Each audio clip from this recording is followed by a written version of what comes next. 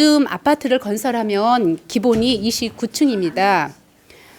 풍수를 말하시는 분들은 땅 지기를 받아야 해서 5층 이하가 좋다고 하는데 또 일반인들은 15층 이상을 선호하고 값도 더 비쌉니다.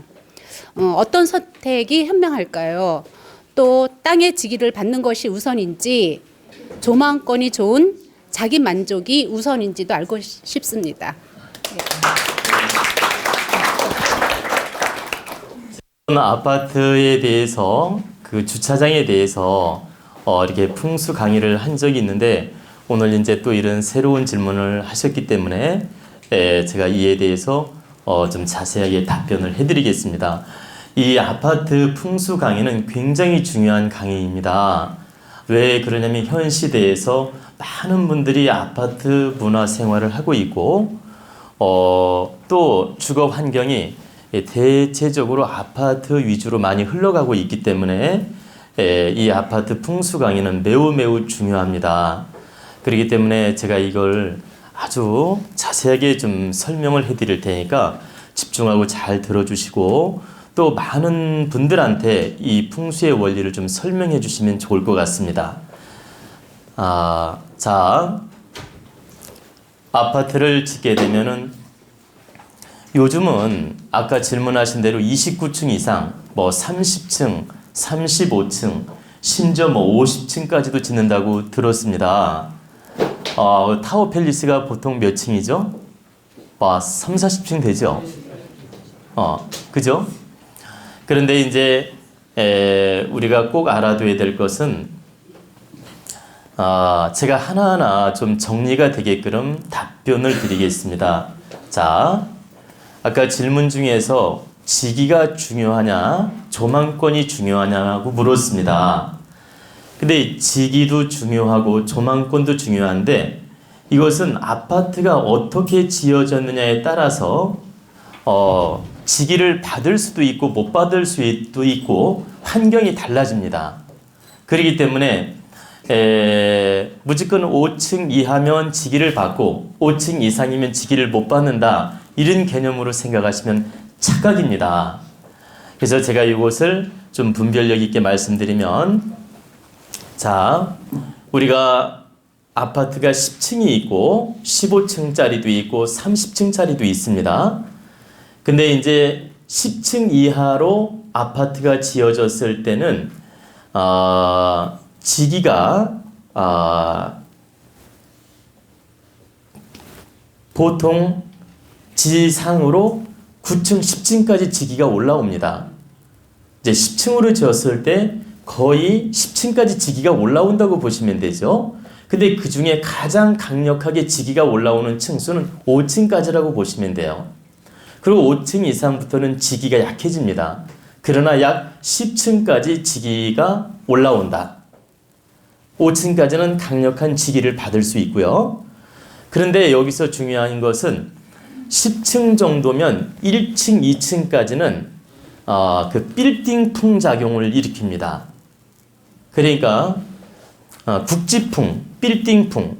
그러니까 바람이 몰아 때릴 때 지상에서부터 보세요. 바람이 불어서 몰아 때릴 때 제일 밑에서 훑고 올라간다는 얘기입니다. 제일 밑에서 훑고 올라가기 때문에 1층, 2층은 기운이 빨리 올라가는 작용을 해요. 그래가지고 1층에 사는 분이나 2층에 사는 분들은 기운이 지기를 받는다기보다는 불안정한 기운이 생길 수 있어요. 그러니까 1층, 2층까지는 그 바람 에너지가 지기를 빨고 올라간다. 그래가지고 1층에 사는 분들은 지기를 받는다고 보는 게 아니고 오히려 지기를 흔들어 놓기 때문에 뺏긴다고 볼 수 있어요. 어떤 분들이 잘 모르는 분들이 30층 아파트에 살면서 나는 1층이 좋다고 1층에 사는 분들이 있는데 그런 분들은 매우 불리한 겁니다. 지금 저는 이제 10층부터 우선 설명을 드릴게요. 10층만 해도 1층, 2층까지는 지기를 빨아 올리기 때문에 1층, 2층까지는 불안정한 기운을 가지고 있으며 득되지 않다. 보통 3층부터는 좋습니다. 10층 건물일 때, 그럼 3층, 4층, 5층이 아주 좋은 층수예요. 왜 좋은 층수냐? 지기도 받을 수 있고 이런 빌딩풍, 국지풍에 의해서 빨아올리는 작용을 안 받을 수 있고, 그리고 또 안정구조이고 또 지기도 받을 수 있고, 그래서 10층 아파트인 경우는 3층 이상, 3층, 4층, 5층, 6층, 7층 정도까지가 아주 가장 이상적인 층수입니다. 풍수적으로. 그리고 이제 9층, 10층 건물인 경우 9층, 10층이 또 불리해요. 8층까지도 그나마 괜찮은데 이제 9층, 10층은 왜 불리하냐면 바람이 빨리 올라가 가지고 마지막에 끝에 가서 훑고 또 올라갑니다. 그러니까 밑에서 빨아 올리고 중간까지는 평안하게 올라가다가 마지막에 쫙 빨아 올립니다. 그렇기 때문에 9층, 10층이 불리한 거죠. 마지막 10층이 제일 불리한 겁니다. 그래서 사람들이 제일 꼭대기층에 함부로 사는 게 아니다. 옥상층에 사는 걸 조심하라. 이런 말을 하는 이유가 바람이 빨리 올라가서 공중으로 뽑아 올리기 때문에 불리한 작용을 하기 때문에 그런 원리가 생긴 것입니다.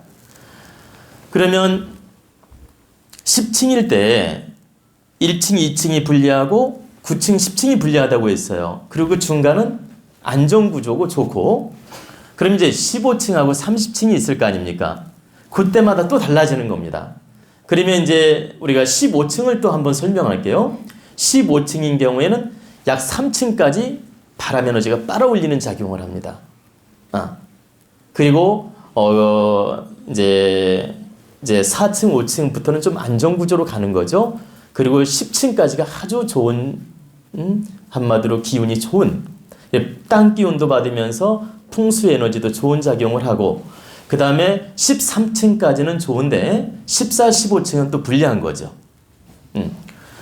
그러면 이제 30층 건물을 기준으로 합시다. 이제 30층을 했을 때는 약 5층 이하까지는 그 바람이 빨아올리는 작용을 해서 불리합니다. 그리고 6층부터 그나마 빨아올리는 에너지가 약해집니다. 즉 국지풍 작용, 빌딩풍 작용이 약해진다는 얘기입니다. 그래가지고 가장 노열층은 그 30층 기준으로 했을 때 10층부터 20층 사이입니다. 그러면은 지기는 아까 10층 가까이 올라온다고 했죠. 그럼 지기는 못 받을지라도 10층부터 20층 사이가 중간층이기 때문에 그 국지풍 작용을 안 받게 되며 또 조망권도 기운을 받을 수 있고 또 안정구조로 층수가 이루어지기 때문에 풍수적 기운이 좋은 작용을 합니다. 그래서 30층인 경우에는 10층부터 20층 사이가 노열층이라고 볼 수 있고 1층부터 이제 10층 사이에서 본다면은 5층 이상 10층 사이는 지기를 받으면서 풍수적 그 영향을 또 받을 수 있고요. 그래서 여기도 괜찮아요. 나쁘진 않아요. 그리고 25층까지도 괜찮다. 근데 이제 25층 이상 올라가면서 20층, 27층, 8층, 9층은 역시 바람 에너지를 받는다. 그러면 여기서 이제 좀 너무 복잡하게 생각하실까봐 다시 정리해드리면 30층 아파트인 경우에 5층 이하에 사는 걸 조심해야 된다는 얘기고요. 지기를 받는 에너지보다 오히려 지기를 빨아올리는 작용하기 때문에 득되지 않다. 그래서 5층 이하에 살 때는 매우 조심해야 되고 5층부터 그 10층 사이는 지기도 받으면서 안정구조로 이루어질 수 있기 때문에 풍수에 따라 환경에 따라 좋을 수도 있다. 그리고 가장 노열층이라고 하는 층수는 10층부터 20층 사이라고 볼 수 있고요. 그리고 이제 20층 이상이라도 풍수적으로 좋을 수 있는 에너지가 이루어지려면 뒤에 배산임수로 산이 감싸고 있을 때는 그 30층 건물이라도 지기를 다 받을 수 있습니다. 지금 제가 말씀드린 것은 평지의 아파트가 이루어졌느냐, 뒤에 산이 받쳐주고 있느냐에 또 달라집니다. 평지에 있을 때는 지기가 10층 이내로 지기가 올라오게 되고 뒤에 산이 받쳐줄 때는 30층까지도 지기를 받을 수 있습니다. 그리고 이 국지풍이라는 것은 산이 받쳐주든 안 받쳐주든 지상 1층부터 5층까지는 작용을 하고 그 다음에 27층, 28층, 29, 30층 이때부터는 역시 국지풍 작용을 합니다. 그리고 마지막 옥상층이 가장 그 영향력을 크게 받습니다. 그래서 이렇게 30층, 고층 아파트에 살 때는 높은 층에 올라가는 걸 매우 조심해야 되고 또 낮은 층에 사는 걸 매우 조심해야 됩니다. 그래서 아까 지기가 우선이냐, 이 조망권이 우선이냐고 물으셨는데 높은 층에서 낮은 층에 살 때는 지기를 받는다기보다는 지기가 빨리 올라가기 때문에 오히려 지기가 흔들리게 되면 지기를 받지를 못합니다. 그래서 높은 층에서 지기를 받고자 한다면 5층 이상에 살아야 된다. 5층부터 10층 사이에 살면 지기를 받을 수 있고 또 풍수적 환경이 이렇게 허허벌판에 지어 있는 데라면 그 5층부터 10층 사이도 괜찮을 수 있다. 그러나 좌우로 아파트가 단지로 이루어져 있지 않습니까? 좌우로. 그렇기 때문에 사실은 그 30층 아파트인 경우에는 좀 저층보다는 최소한 5층 이상 그리고 10층 이상이면 더 좋다. 이렇게 이해를 하시면 되고요. 그리고 이제 그 아파트가 이제 산 밑에 보면은 저기 여기 홍은동이라든가 이런 데 보면 산 밑에 지어진 아파트들이 많이 있어요. 산 밑에. 그러면 풍수적으로 이렇게 잘 감싸주면서 고층 아파트가 있거든요. 그럼 이런 경우에는 최대한 이렇게 한 10층 이상으로 올라와야 가장 좋습니다. 그래야만이 그 산 기운에 눌리지가 않고 지기도 받으면서 조망권도 좋고 이 풍수 에너지가 잘 어우러지기 때문에 가장 좋은 이상적인 그 아파트라고 할 수가 있습니다. 그래서 어떤 분들이 저 멀리 시내가 보이고 강물이 보이니까 나는 30층 제일 꼭대기에 살 거야 이렇게 생각하시는 분들이 있는데 사실은 남들 보기는 좋고 자기 보기도 좋고 기분은 좋을지 몰라도 허장성세에 불과합니다. 그래서 아주 고층에 살 때는 매우 조심을 해야 됩니다. 그러면 고층에는 아무도 살면 안 되느냐? 그렇지 않습니다. 제가 이제 이 얘기를 마저 해드려야 될 것 같아요.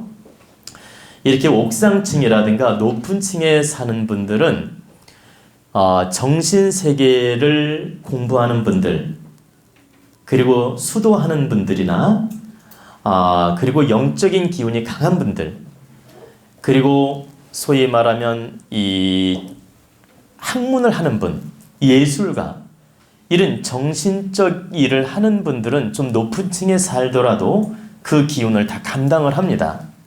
왜 그러냐면 이 정신세계라는 건 천기를 받는 작용을 하기 때문에 지기보다 천기를 받는 작용을 하기 때문에 좀 높은 층에 살더라도 지기 천기가 만나는 자리가 높은 층이거든요. 이해가 되시죠? 지기 천기가 만나는 자리가 높은 층이기 때문에 정신세계 즉 수도하는 사람이든 예술가든 우리가 머리를 많이 쓰는 분들은 좀 고층에 살더라도 그 기운을 감당할 수 있으며 소화할 수 있다는 뜻입니다. 그리고 이제 지층에 낮은 층에 이제 아까 사는 경우 불리하다고 했죠. 이제 그런 경우에도 이제 어떤 분들이 살면 괜찮으냐면 재운을 강하게 타고난 분들 있죠. 그러니까 예를 들면 사장님이라든가 재운이 아주 강하게 타고난 분들이 있어요. 기운이 좋은 분들. 응? 재운이 강하게 타고난 분들은 그 기운을 잘 감당을 합니다. 왜 감당을 하냐면 재운이 강한 분은 땅 기운을 받아야 그 재운이 좋거든요. 땅 기운을 받아야. 근데 재운이 강한 분들은 이 강한 땅 기운을 자기가 흡수하면서 그 빨아올리는 국지풍, 에너지를 자기가 감당을 하는 겁니다. 그러니까 국지풍에 흔들리는 기운도 있지만 자기가 땅 기운을 받으면서 자기 기운하고 일치감을 이루면서 자기가 그 호흡을 맞추기 때문에, 즉 자기가 지기랑 잘 배합을 이루기 때문에 설령 국지풍으로 흔든다 해도 강력한 지기를 얻기 때문에, 그러니까 한마디로 땅하고 궁합이 잘 맞기 때문에 잘 버틴다는 얘기입니다. 근데 이것은 어디까지나 특수한 경우입니다. 아주 재물운이 좋고 아주 기가 세고 땅 기운하고 호흡이 잘 맞는 사주들, 사주에 정말 토가 필요한 분들, 지기가 잘 맞는 분들은 설령 저층에 살더라도 그 기운을 감당을 할 수 있다. 근데 대체적으로는 높은 아파트, 30층 이상 아파트 되는 경우 5층 이하에 사는 게 불리하고 27층 이상 사는 게 불리하다고 이해를 하시면 됩니다. 그래서 우리가 일반적으로 아파트를 구할 때 정말 아무 지각 없이 이렇게 높은 층 또 낮은 층 이렇게 생각 없이 구하는 분들이 계신데, 우리가 분별력을 가지고 이렇게 조화롭게 잘 선택하는 게 현명합니다. 그리고 또 하나는 지난번에 강의할 때 그 T자라든가 Y자형 아파트가 좋지 않다고 제가 말씀을 드렸는데, 그 T자라든가 Y자형의 아파트에 살게 되면 바람이 뒤에서 강하게 치면서 회오리 바람을 일으킵니다. 그러면서 기운을 샥신작용으로 빨아서 올립니다. 그래서 거기에 사는 분들을 그 기운을 흔들게 되기 때문에 나쁘다고 한 겁니다. 그러면 지금 말씀드렸듯이 저층이나 고층도 안 좋지만 이 T자형이나 Y자형에 사는 건 더 안 좋습니다. 그렇기 때문에 이런 아파트는 가급적 피하시는 게 좋고 가급적 조심을 해야 됩니다. 그런데 이제 혹시나 이제 이런 아파트 사시는 분들 마음이 불안하실까봐 제가 지난번에 강의할 때 좀 방편을 가르쳐 드렸습니다.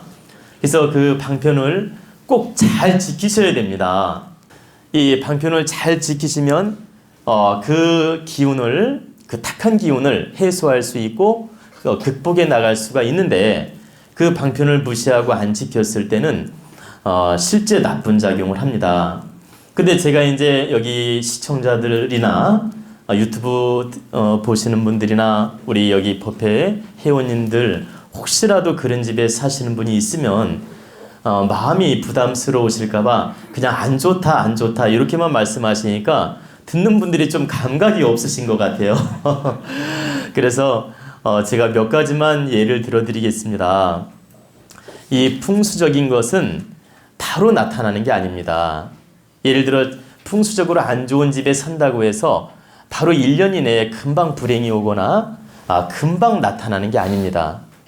보통 2년 내지 3년은 살아야만이 그 작용력이 드러납니다.